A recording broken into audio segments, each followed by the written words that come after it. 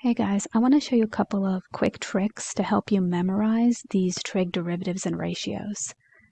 So for sine x, the derivative is cosine x. For cosine x, it's negative sine x, right? For tan x or tangent, it's going to be sine x over cosine x. And for cot or cotangent, it's going to be cosine x over sine x. So these all kind of look almost alike, right? How do I know what to do? How do I memorize this in a good way, a sufficient way? Okay, well, let's try a method here.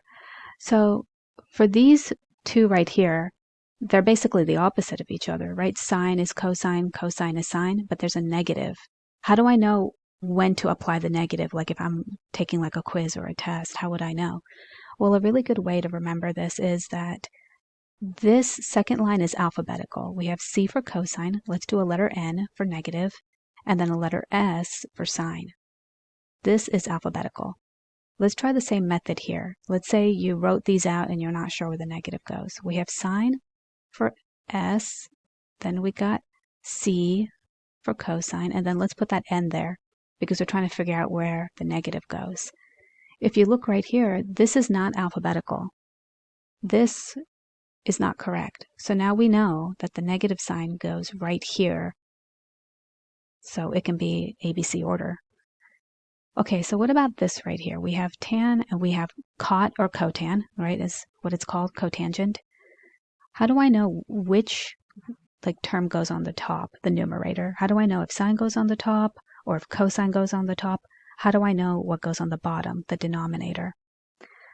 A good way to remember this is when you see tan, it almost looks like the word tent, right? So imagine yourself camping outside, you're inside a little tent, and you look outside. When you look outside of your tent, what do you see?